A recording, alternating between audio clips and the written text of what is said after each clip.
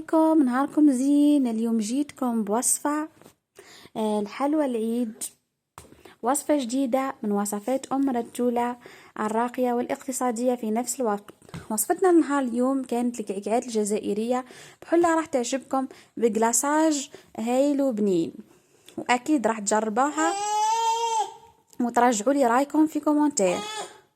نبدأ على بركة الله بالعجينة. نحضر في وعاء الخلط 250 جرام زبدة صول، بيضة كاملة، زائد صفار، زائد كاس غير ربع سكر جلاسي.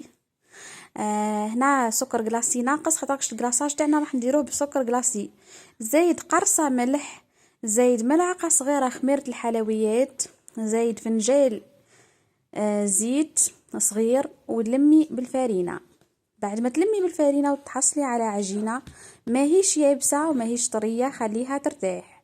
نروح لطريقة تحضير الحشو تاعنا. بسم الله. نحتاجو 3 كيلات من خليط اللوز والكاوكاو المحمصين والمرحيين. تحبي تستعملي كاوكاو تستعملي كاوكاو فقط كما تحبي انتي.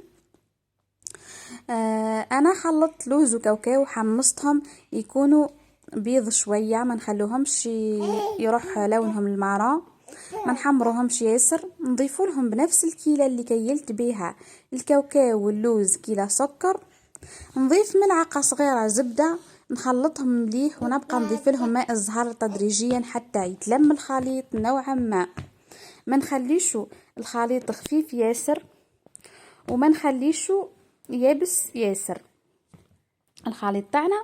من بعد نجيبوا العجينه تاعنا بعد ما ترتاح، نحلوها بالحلال، نقطعوا مستطيل على طول 12 سنتيمتر ولا 10 سنتيمتر، طوله 12 سنتيمتر ولا 10 سنتيمتر، العرض تاعو 5 سنتيمتر ولا 4 سنتيمتر.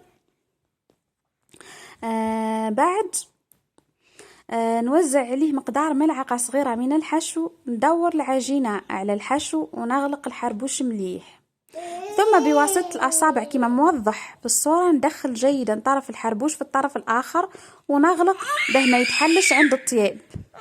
نحط الحلقات اللي شكلناهم في الليمون وندخلهم للفرن يطيبوا من فوق ومن تحت. هنا نروح نحضروا الجلاساج تاعنا. مادام الكعكات يطيبوا، الجلاساج اللي نحتاجوا فيه نصف فنجان حليب، قطعة من حلوى الترك خالية من المكسرات باه يجينا الجلاساج تاعنا بذوق حلوة الترك وما يجيش فيه الحبيبات اللي يخسروا لنا الجلاساج. نضيفوا ملعقة كبيرة زيت، ونبقى نضيف السكر جلاسي تدريجيا حتى يثقل الخليط لدرجة انه كي نطبقوه على الحبة تاع الكعكات ما يسيلش ياسر ويبقى لونه ناصع في البياض. وإلا حبيتي تضيفي له لون ملون غذائي تضيفي له. بعد ما يختار الجلاصاج تاعنا نطبقه على جميع الحبات ونزين قبل ما ينشف بديكور الورود اللي استعملتهم بعجينة السكر اللي صنعتها منزليا اللي حطيتها لكم في فيديوهات سابقة. إلى شريتيها من الحانوت تقدري تشكليها بهم. بعد ما نلصق الورود نجيب نكخي الفضي او ملمع الحلويات كما تحبوا تسموه، ونحكم بالبانس ونلمع كامل الحبات، ومن ثم نروح لتلميع الأوراق والورود.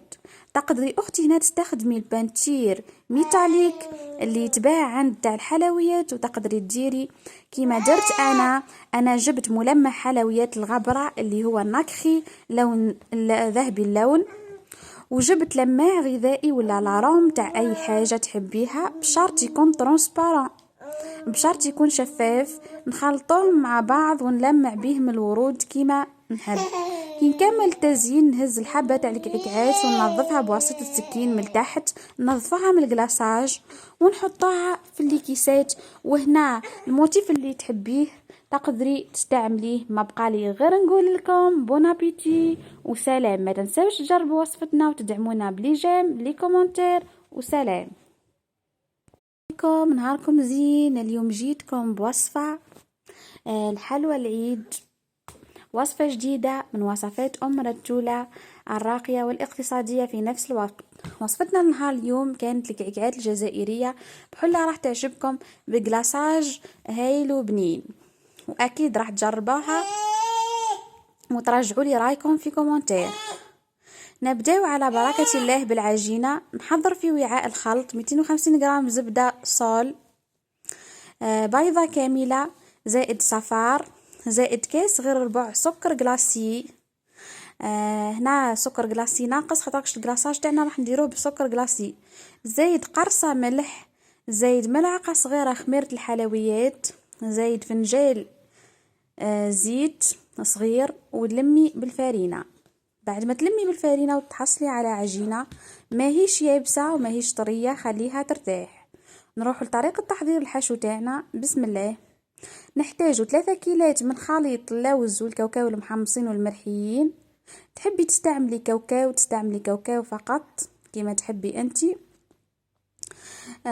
انا خلطت لوز وكاوكاو حمصتهم يكونوا بيض شويه، ما نخلوهمش يروح لونهم المارون، ما نحمروهمش ياسر. نضيف لهم بنفس الكيله اللي كيلت بها الكاوكاو واللوز كيلة سكر. نضيف ملعقه صغيره زبده، نخلطهم مليح ونبقى نضيف لهم ماء